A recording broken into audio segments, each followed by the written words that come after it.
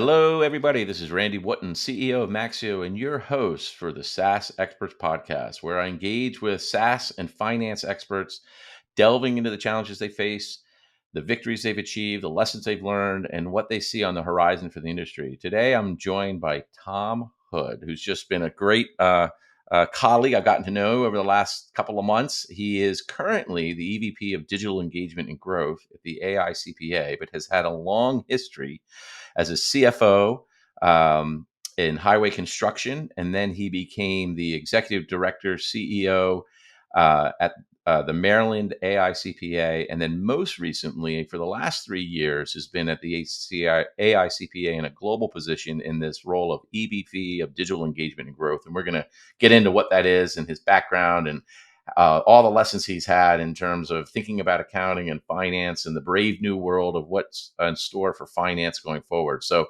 thanks for joining us, Tom. It's awesome to be here, Randy. So when we first met, I just thought it was great. Like you started in highway construction. And can you give a little bit of background of what you were doing there? And I think when we were chatting before, you had this really interesting insight in terms of, hey, you were doing your job, but you realized there was more to be done. And then that led you to the Maryland AICPA. But yeah, please tell us a little bit about that start. So early on, I went to actually night school. So I had to pay my way through college. So went to accounting. Actually, I started in a Loyola college at night and worked during the day. Got a job as a finance junior accountant and worked my way through that. Got through that, passed my CPA exam, and then got this job in highway construction and quickly moved up to CFO role, which I had never done before, obviously, and I was relatively new as a CPA. So what I figured out is I needed to find a tribe that I could learn from other people quickly, and that became the Maryland Association of CPAs. My old boss, when I was at the finance company, took me to a Maryland Association of CPA event.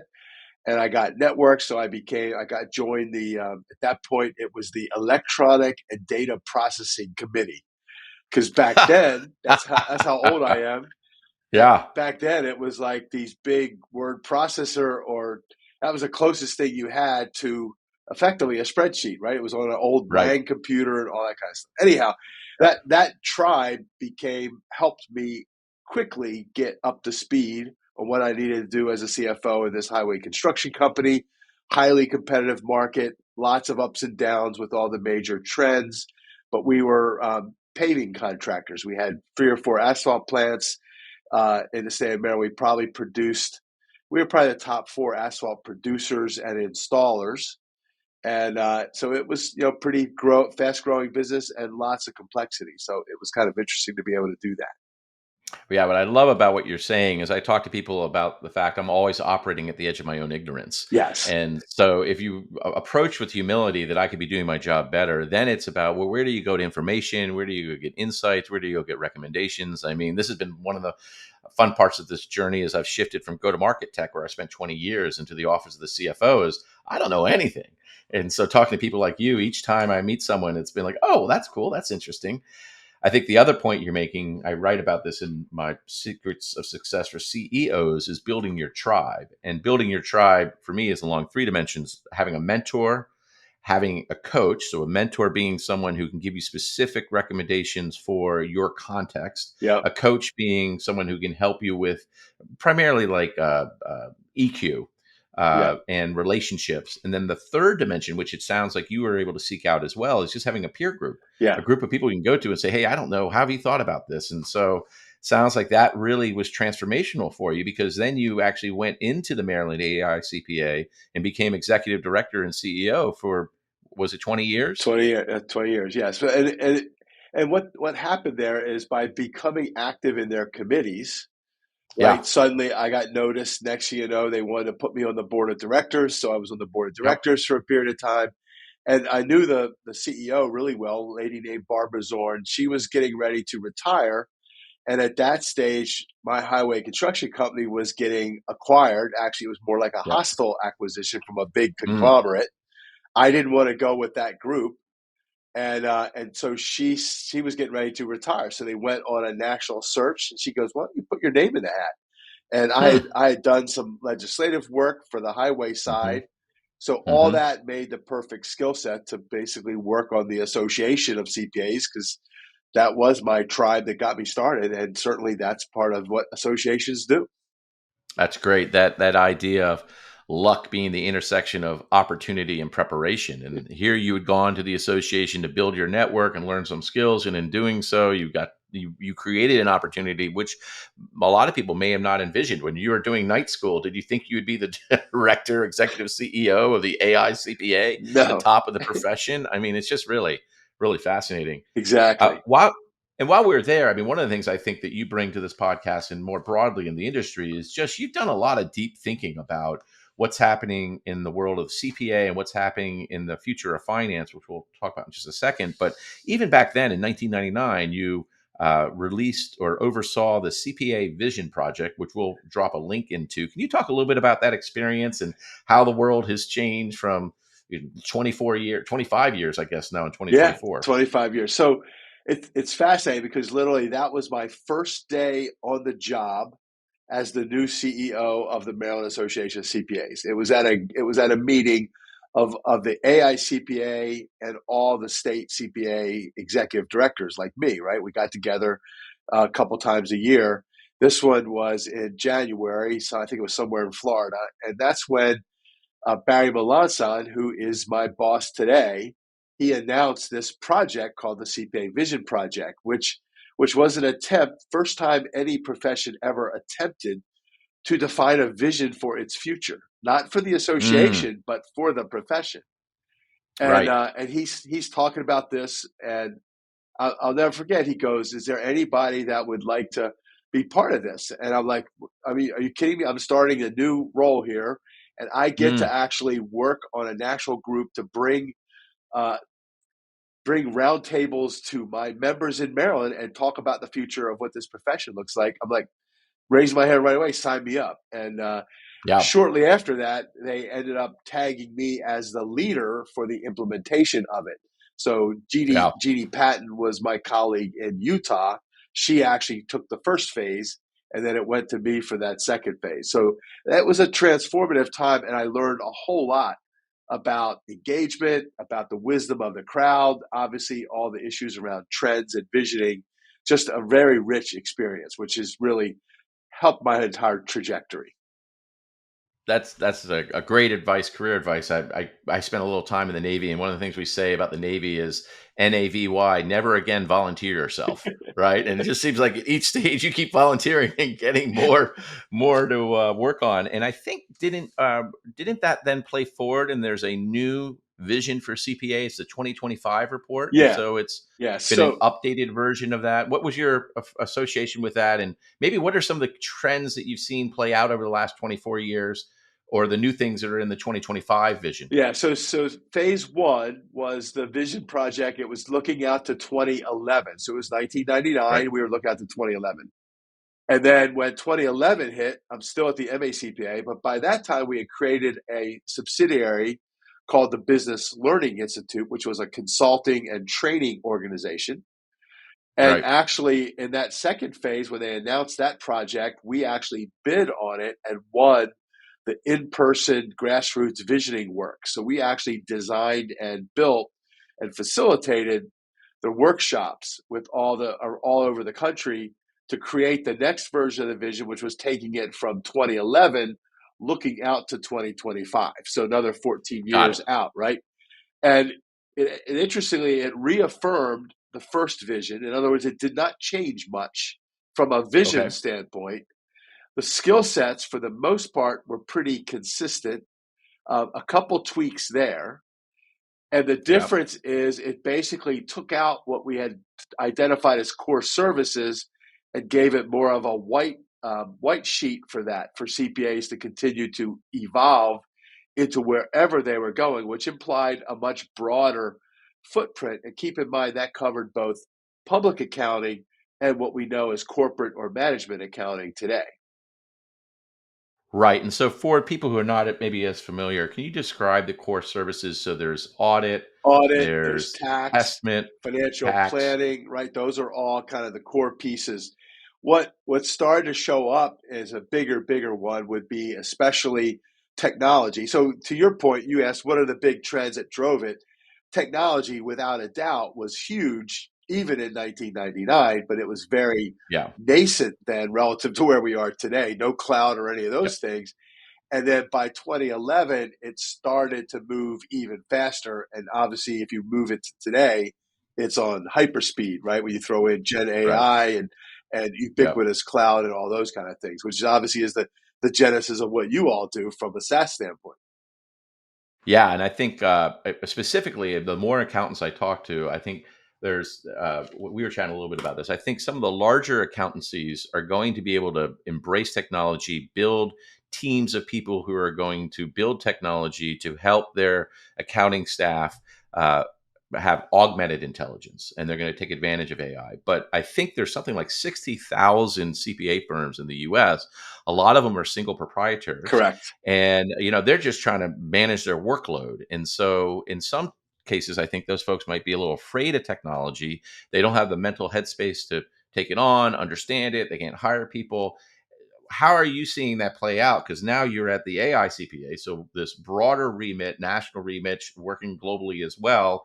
We'll talk a little bit about the future of finance work that you led, but just on this topic of technology and how your member constituencies are embracing it or being scared of it, or what's happening on that front. So what's fascinating, Randy? I think I even pointed this out. So in 1999, we did the Vision Project. One of the really insightful pieces, and it's one of those things where I didn't realize it at the time, but as Hmm. I look back on it, and you actually triggered a lot of that when I sent you the report, we were talking about it. I look back and we had an adoption curve in there. And one of the things our consultant identified early on was the fact that, like everything else, there's the Rogers diffusion of innovation curve, or the Right. aka the adoption curve. Jeffrey Moore has kind of Right. commercialized it. What it did is it said that our profession, like everybody else, is that bell curve. And so Right. when you go from the early adopters, right, I think 13% Hmm. from innovator early adopter, then you have to get to the early majority, and they call that Yep. crossing the chasm, Right. and then early majority to late majority, and then you get down into the laggards. So our Right. profession, the bulk of our profession is in maybe early majority and late majority. But the fact is that late majority, they don't do anything unless it's proven and pure. So they're Hmm. not just Right. going to go out and try some of that stuff. So I think what's Right. happened is, if you look at our whole profession, the bulk of them were always waiting for things to be tried and true before they ever started to adopt. And then the Right. adoption went over time. So as a Right. profession, we aren't known as being the first to jump into anything.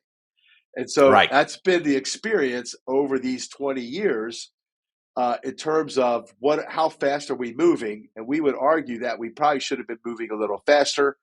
I would Yeah. I would hope that what we're doing between what we did back then and now, we're encouraging, kind of giving CPAs and now CGMAs kind of the way to see the future, and then hopefully get moving a little faster on their adoption, only because it's more about survival now, and quite frankly, realizing this vision that technology can actually do a lot of the work for us if we let it. Yeah. And I think that was the bane of my existence as a CFO. I'm sitting there trying to close the books. It would take me 3 weeks to close the books at that Yeah. highway construction company.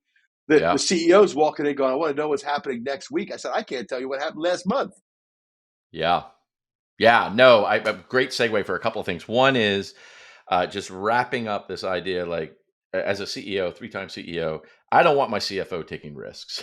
Right, I right, want, right. like, and I think to your point, people that go into that profession are looking to be experts, to be the people with the answer. They're being held accountable for a testing and governance and compliance, and so they don't want to introduce risk. Correct. But technology is moving so quickly, from Excels to database to now AI informed black box analysis, that I think the CFOs, we'll talk about this a little later, the modern CFOs are going to have to embrace it, or have people on their team, But I do think this is where the AICPA provides a great service to their clientele, and the summits you do and the conferences, the digital CPA conference, where people can kind of hear about what's tried and true now and where are people experimenting. So we haven't talked about the AICPA.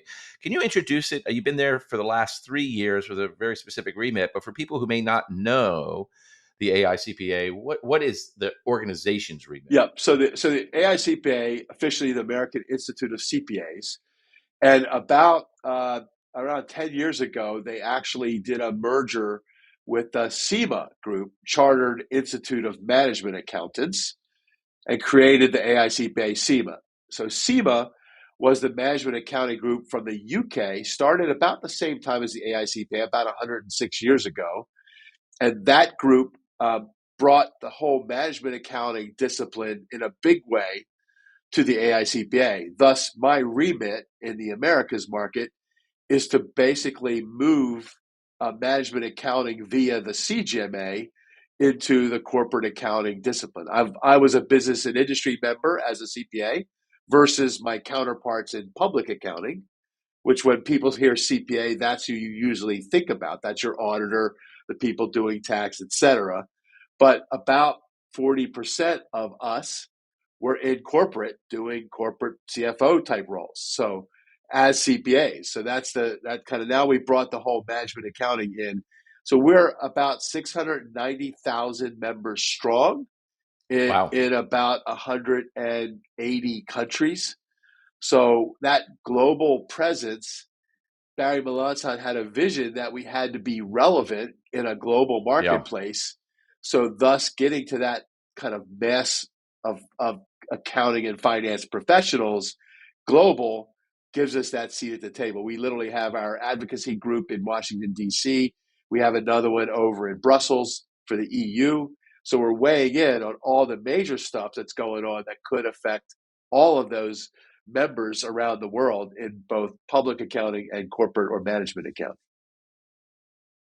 Great. Lots of acronyms. Yes, yes. One that I learned talking with you, I hadn't heard about before, was the CGMA, and the fact it's a higher certification than the CPA. And this is something that you guys own, I think, in terms of you're the largest CGMA certification unit.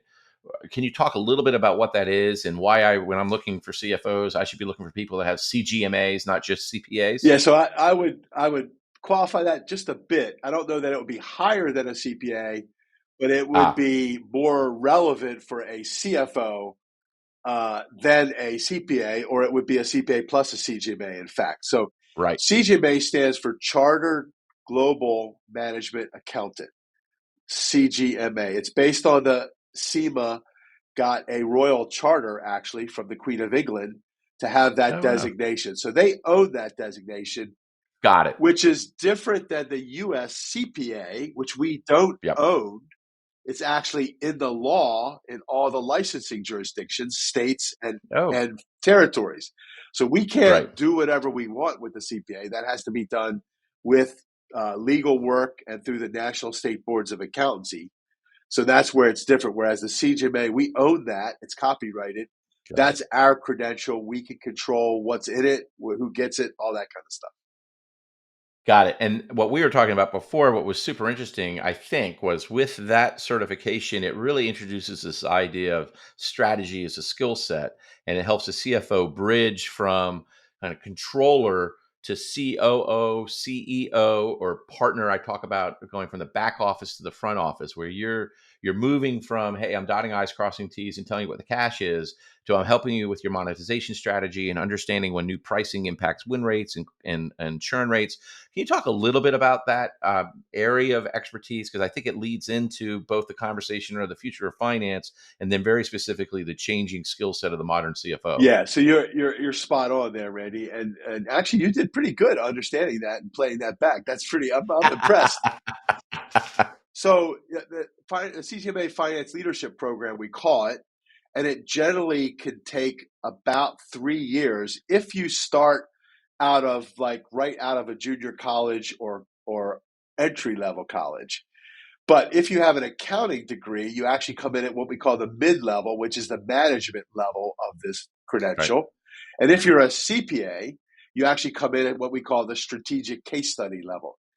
So that level has effectively three major buckets. One is strategic management, one is risk management, and the third is financial strategy. But to your point, they're all strategic. There's no accounting per se in there. It's about the strategy of running the business, which would include today's modern B2B type approaches or modern SaaS businesses, technology. All those pieces are entered into that, and it's scenario based. So unlike the typical multi choice type exams, this is all scenarios as you learn, where you're actually put in Mm. positions, and the CEO comes in and says, we have a supply chain problem, what should we do? Or your new CEO comes in and says, we're going to implement a new ERP system, what should we?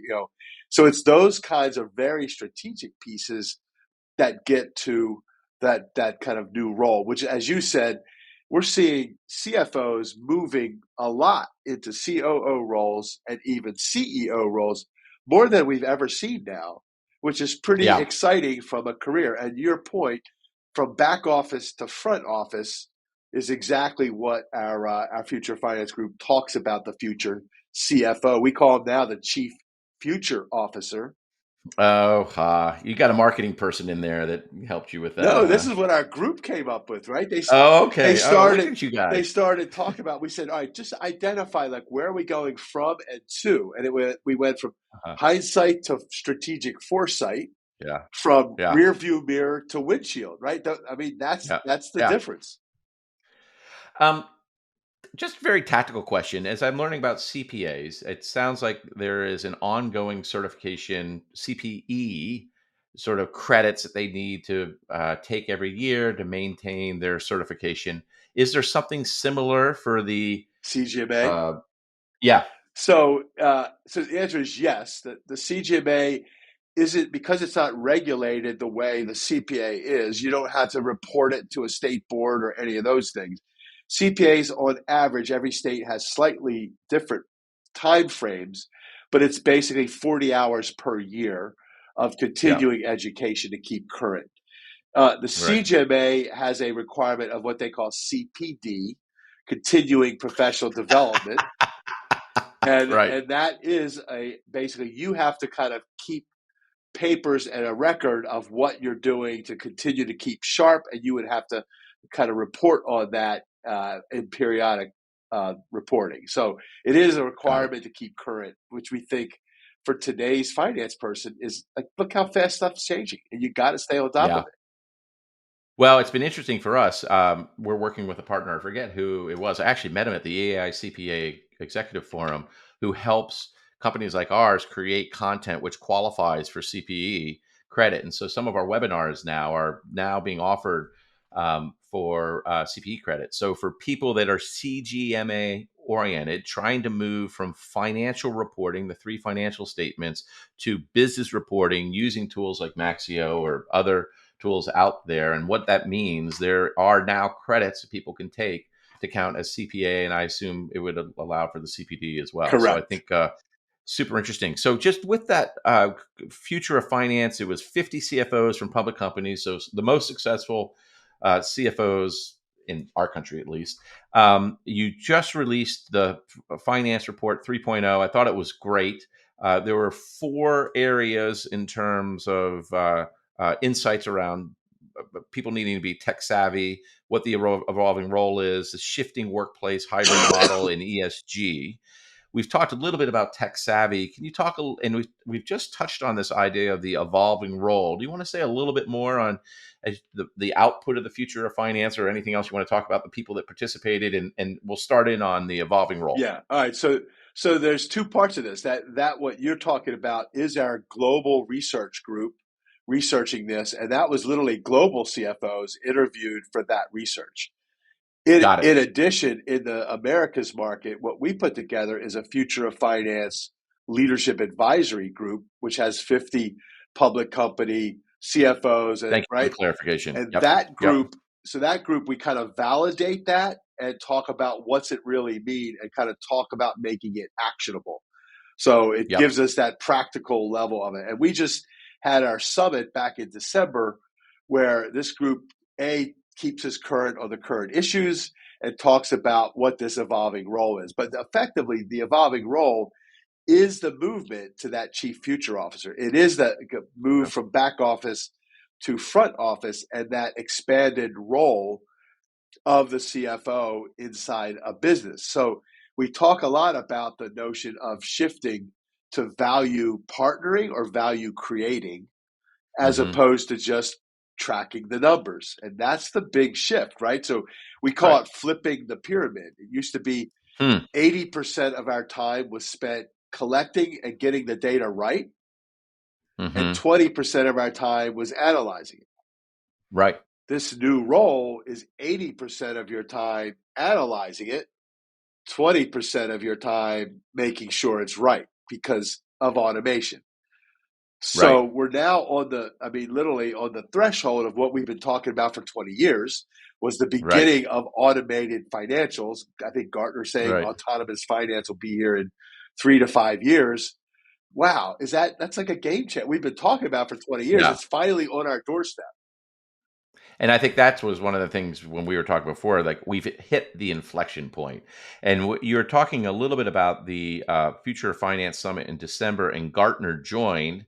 Um, Now, I have this note, and I can't read my writing, but it was something I wrote more than they, Gartner, ever expected. To say a little bit about that. So, Gartner, who are the analysts Yes. charting the future, was it because of the dialogue that was unfolding in December with the people that were participating that Gartner was like, "Oh gosh, we really are at this inflection point," and they hadn't fully realized it, or what was playing out there? I think it's two things. I think Gartner got to validate what they said. Actually, I was at the Gartner CFO conference. That's where we kind of got a really good connection with those guys in Mm-hmm. last May. And at that conference, Alex Bant, who's the guy that we're working with, him and Marco Horvat, Alex made this comment that we're now in the brink of the fifth industrial revolution. So I've been Hmm. doing a lot of work around the fourth industrial revolution, which has already been Yeah. crazy. He literally said, as CFOs, you're going to be in the driver's seat of the fifth industrial revolution, which we are now entering because of Chat GPT, of course, right? That just accelerated all of the automation. And here's how it showed up at our Future Finance Summit. We always poll the group on the top 5 or 6 issues. And Mm-hmm. for the last 3 years, we've polled them, and they stayed pretty consistent. This year, it was fascinating.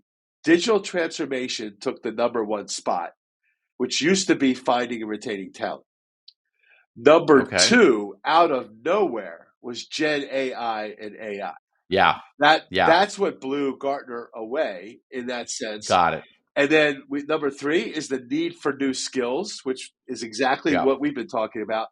4 was finding and retaining talent, and 5 was maintaining culture in a hybrid work environment. Obviously, the hangover from COVID that everybody's experiencing. So, Yeah. so yeah. What fascinated me was when Gartner presented on Gen AI, they said that in most of the companies, and our group confirmed it, the CFO is leading Gen AI, not just in the company use cases, but if they're doing any kind of products like tech companies, often the CFO is involved in leading that along with a cohort of other key business owners. But Why is that, do you think? What is it unique about the CFO skill, or are they the ones that are playing cops to make sure that people are not sharing data I and, think it's a combination, Randy. That's what we found out.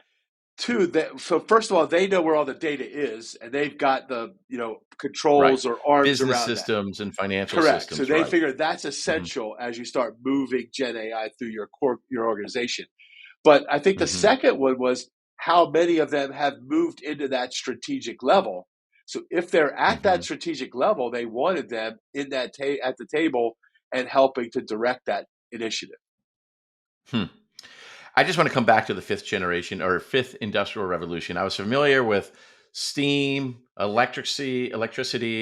I guess computers was in there. The fourth generation. I'm not totally clear. My assumption is the fifth industrial revolution has something about our mind melding with technology. But what's the distinction between fourth and fifth industrial revolution? So I've been spending a bunch of time in this because theoretically I'm in in Baltimore, which apparently was the epicenter of the second industrial revolution, which is where accounting came from. Oh, Right. interesting. So Huh. right across, Yeah. so we had the B&O Railroad, which was a Uh-huh. big, Yeah. that opened up a whole bunch of transportation and shipping Yeah. goods. We had a Yeah. seaport, so we had a big Yeah. shipping, global shipping thing. And then Yeah. we had major manufacturers here in the harbor. So Domino Sugar, I could see them across from where I'm sitting right now. That company Uh-huh. is 120 years old.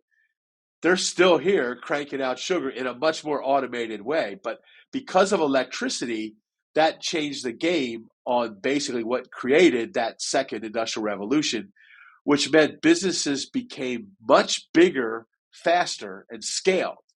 And Yeah. in that scaling, they needed accounting to Huh. account for these more complex businesses.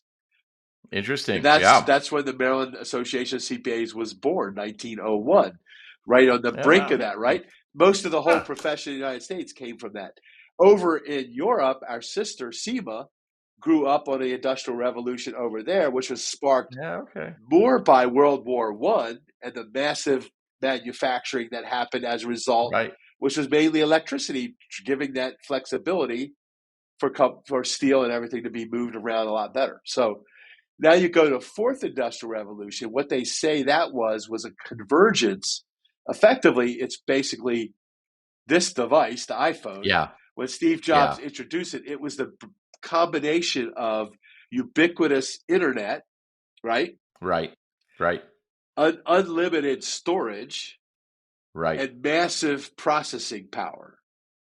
And data, And and that, just well, this that's enormous correct. terabytes of data being created all the time, and so some way of putting those things together to try to make sense of the data, Correct. right? So that was the fourth industrial revolution. Now, what they're Right. Yeah. saying is the fifth industrial revolution really triggered by ChatGPT, this whole Gen Huh. AI, Yeah. artificial Yeah. intelligence. We have no Yeah. idea what it will mean all the way yet, but we'll know it's going to be moving at light speed. It's interesting. So my first gig as a CEO, I had moved over from Salesforce to Rocket Fuel, which was a first generation AI company. We built out all of our own servers, $200 million, on the servers. We were a public company when I joined, and we were doing predictive logistic regression analysis, cranking out like a billion bid transactions a day. So mind-boggling data. And at that time in AI, and this would be 2015, it was inaccessible to most people because you had to build your own Yep. servers. You didn't have AWS. You basically storage it free, compute free. And you had to have real specialists, data Oh, scientists to yeah. build the models, monitor the models, audit the models. I mean, we had 30 data scientists and we had 30 to 40 people who were focused on helping our clients understand how to leverage the models to optimize their media spend. At that time, AI was really, I think, perceived as I talk about Terminator versus Jetsons, right? Terminator, the AI is going to take over the world. Yep. Jetsons is going to make our life better. Today, I think people are using terms like doomer and boomer, right? What is the future going to be? And for media planners and buyers at that time, they were flipped out that their jobs are going to be taken away. And what we try to position it as was there's going to be augmented intelligence. Yep. They were going to be better at what they were doing using and leveraging the tools. I think Gen AI, the sort of what made it powerful on many fronts, was just anybody could interface and do prompt engineering in an application, Yep. and you're getting the power. It's sort of the same story of, hey, the power in your phone is what is more powerful than the computers that guided the first landing on the moon. Correct. Now you have access to this incredible algorithms at large language. Also, it's generative versus predictive, but second gen. And I think you're right. This idea of a fifth industrial revolution in terms of how we think about engaging with augmented Right. intelligence across every function in my company. We're talking about it. And I think for accounting in particular, it's going to be radically changed and it's going to bump up against that natural tendency of accountants to not want to embrace technology. Yes. So how is that playing out in terms of the shifting workplace and the hybrid model, one of the other components of the future of finance? Well, so all of our CFOs from that meeting that we had in December, actually even a little bit before that, were all saying this is something major that they're all dealing with. And so what we're doing at the association is we're trying to really ramp up the ability to educate members. So we've been working with a Yeah. couple of futurists. We had an AI symposium. We brought in convened the regulators, the standard setters, the tech companies, and members, and literally started to talk about what are these big issues. And some of our future Right. finance folks were there, and it was game changing. So we're trying to stay ahead of it as much as we possibly can. But Yeah. but bottom line, we're trying to make sure we educate the members so they understand both the good and bad of this. We got a Gen AI toolkit to say you need to start playing with it and approaching it so you understand it. And so we're trying to really ramp that up. And then inside the organization, we're trying to do the same thing, implementing it across all of our areas that we possibly can. Yeah, it's been a sea change, and obviously not the first one to say this, but if young people today are not starting from a place of, hey, can Chat GPT help me with this assignment? Or I'm starting to code. I'm going to use Chat GPT or Copilot to help generate code. Like it will be as important as having a pen, Yep. right? I Or I think, don't even know they write anymore, but it will be a third arm, right? It's going to, and if you don't understand how to do that, you're going to be left behind. yeah, oh, there's no question. And I think to your point, the augmented idea is spot on. And the area is you plus Chat GPT or Gen AI are going to be much better than you without it. And that's how you're going to compete, right? Those who have it are going to win. Those who don't are going to ultimately lose over time. That's great. So we're talking about the changing skill set of modern CFOs. We've hit this inflection point. We've been talking a little bit about the need for tech savviness, the need to move from the back office to the front office, rear view to the windshield, adaptability. The one thing we haven't talked about, which I think is so interesting, because you, by your very nature, are obviously a networker. You like people. You build relationships. You connect folks. I mean, I've been very grateful for the connections you've made. Um, I, in general, I don't think of CFOs and CPAs necessarily being those that spike high on emotional intelligence and extrovert. And, I think of them more as like, I'm cracking my Excel. I want to be the expert. Yeah. Come to me when you have a question, I'm going to answer it. But I think one of the things you talk about, and maybe we'll just wrap up on this, is the importance of the relationship with the peers at the C level. And so for them to be valuable, to your earlier point, like how do they demonstrate value? How are you taking CPAs and accountants and training them to embrace their inner lover? Yeah. Well, so it's funny that you say that. I think for me, most of that came from my experience in the association world. So Right. joining the association, being active on committees, so that was Yeah. outside of work, but it was a Yeah. safe place to learn leadership skills, collaboration, Yep. communication. The Vision Yep. Project, which was a massive collaboration project, taught me massive collaboration. And pretty Yep. quickly, I realized, Randy, that I'm not the smartest guy in the room, but the room is always really smart. And if you get Yeah. and so to this day, I firmly believe if you get a bunch of CPAs in a room, give them the right context. Like, here are the major trends and issues that we see. What do you Yeah. think? And then ask them to help create, what do we do about it? It'll always be a really good output. So to that point, that's where because I'm an introvert by, oh Really? I yeah, would never have guessed. I'm a Oh my big gosh. introvert, and but Huh. I've learned that I've got to be able to communicate. So that's a big part. But when we started to do the research on the skills, this goes back to the Vision Project and continued all through the other parts of it. We ended up with this T-shaped professional. So Hmm. on top of our technical skills, we got to obviously have the technical accounting. We have to have some data literacy and understanding technology. There are deep technical skills that come with that accounting Hmm. or Hmm. finance degree. But across the top, we need what we call boundary crossing competencies. And Hmm. those are leadership and sense making, anticipating Hmm. and serving evolving needs, synthesizing critical strategic thinking. Hmm. The other one would be communication and storytelling. And Hmm. then obviously integration and collaboration, right? And then Right. you can add agility. That agility showed up in the last like 3 years as one of the top Yeah. 5 or 6. So But those skills allow you to your point, work with your peers Yeah. in a much more collaborative way.